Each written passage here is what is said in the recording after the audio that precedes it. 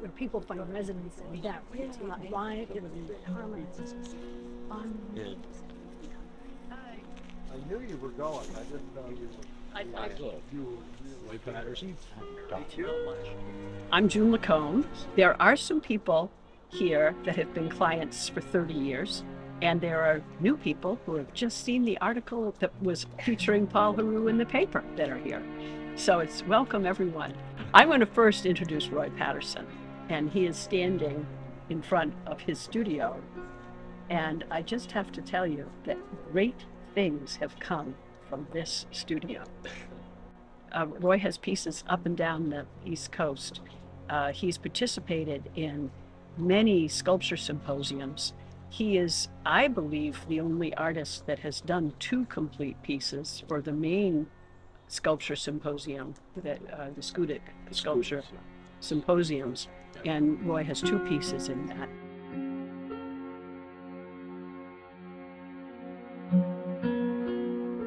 We've worked together for many years.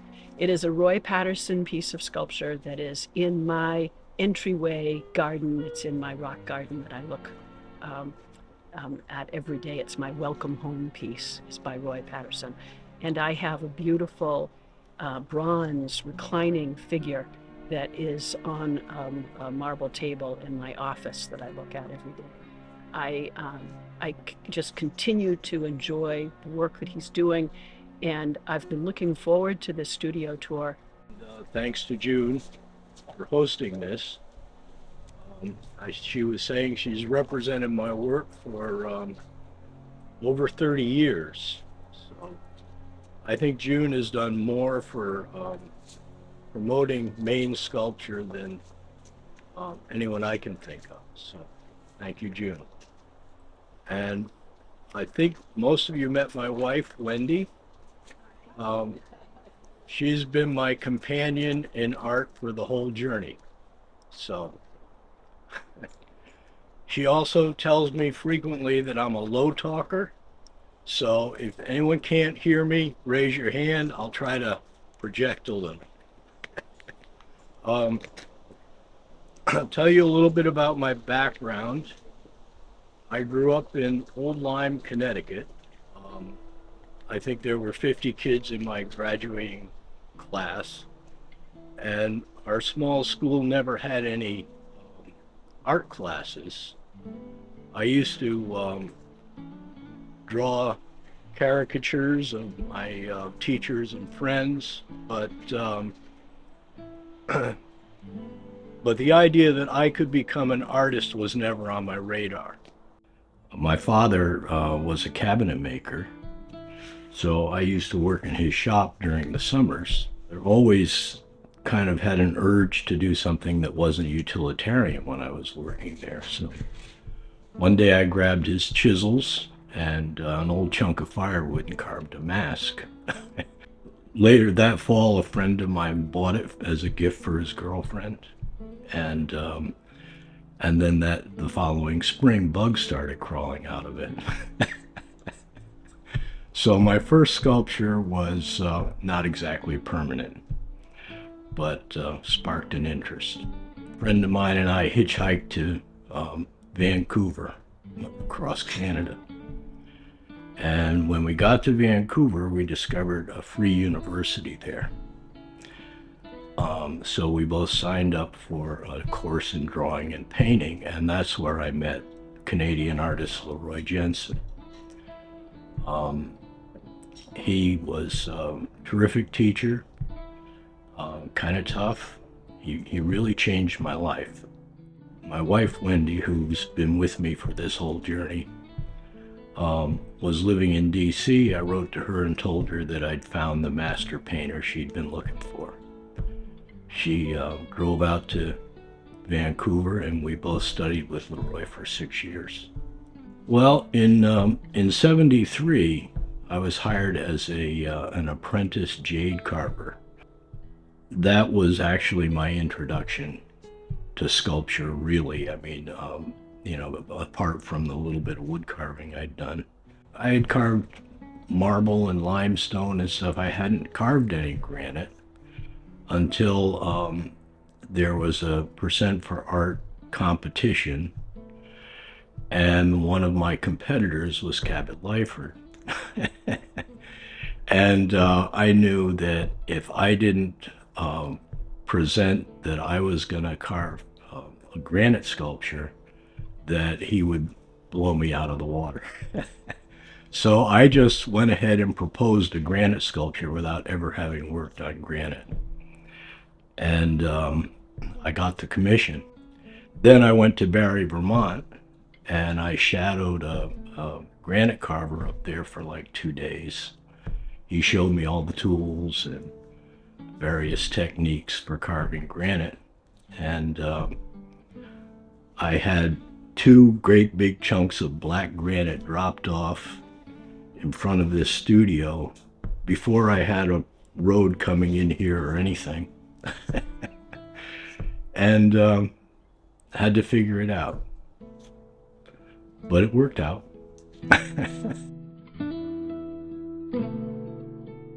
As far as the process, I start with drawing almost always. And then I go to try to realize that in 3 dimensions by doing little clay maquettes. Then I'll make if I want to go further with that, I'll make a bigger model, medium size. And then I will start with a big stone. I don't want my work to be just a well-designed object. I want it to have content. And frequently, if we speak of content, we're thinking of some kind of story or concept, but that's not what I mean by content. I'm not trying to tell stories with my figurative art. The overriding thing that I try to capture in my work is a sense of being, and a presence of that being in space. When I'm working on a sculpture, I work all over. I try not to get hung up in one area too soon. And I try to keep my focus on the movement. Basically, I attack it.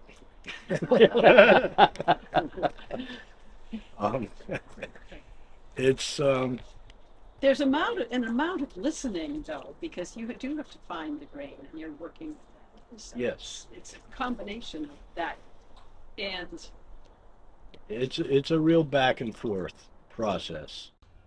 I sort of go by intuition when I'm working, and the way something, if it doesn't feel right, and that's can be a long process.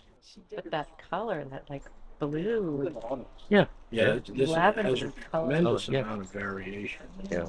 In fact, I find it a little hard to detect the grain in granite. The way I usually find it is by working with hand chisels. And when the chipping starts going a little easier in a certain direction, I know I'm working with the grain. Oh yeah, just like oh, you do. bam.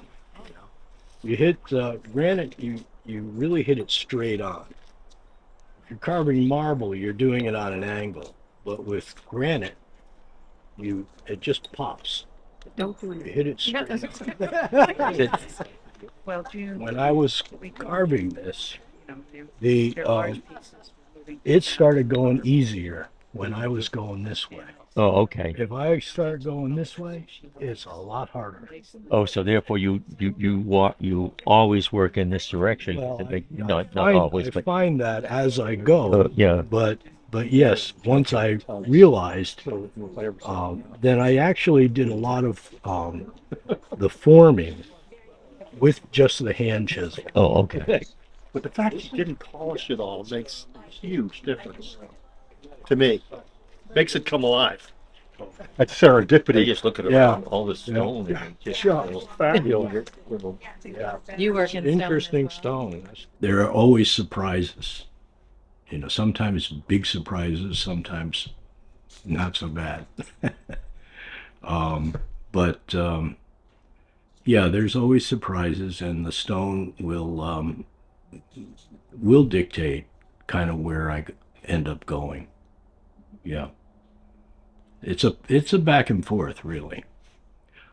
I try to get to the essence of a figure and eliminate as many superfluous details as possible. And when I'm working more abstractly, I'm simply pushing that process a little further. So, of eliminating almost all detail.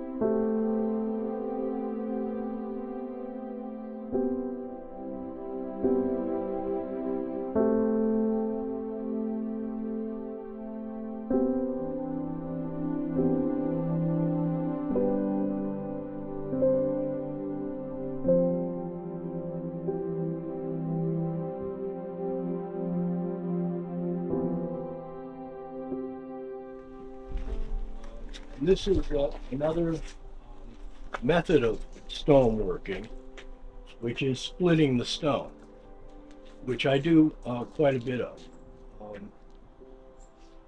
And splitting the stone, I think, has a an aesthetic quality that you can't get in any other way.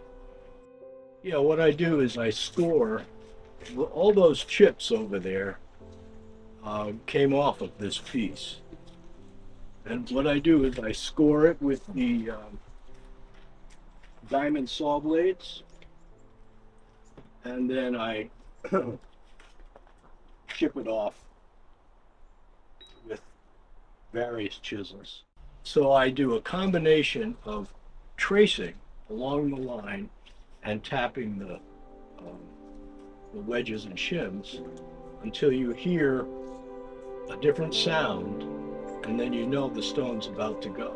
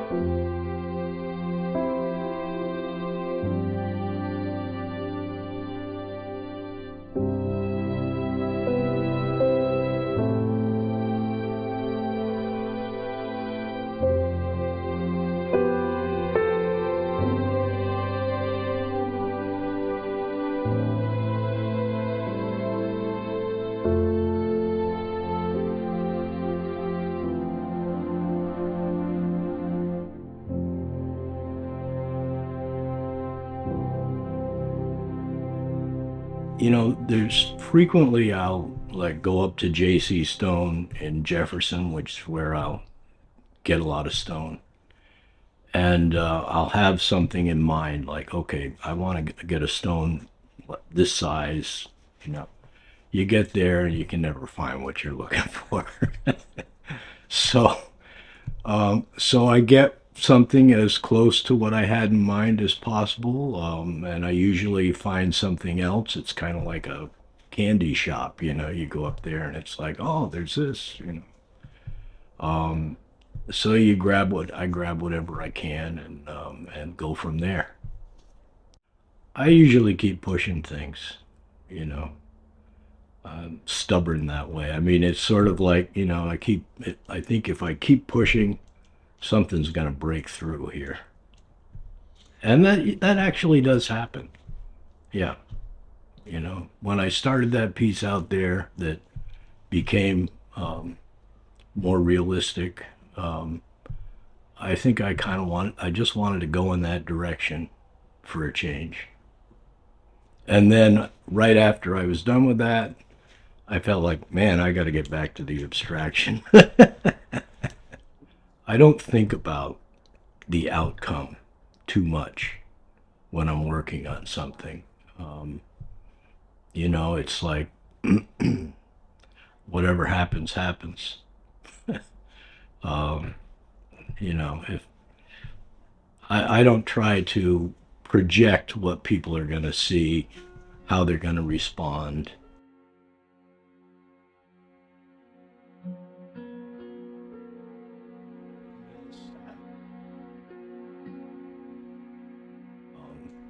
You know, carving stone fits my temperament a lot better. It's slow.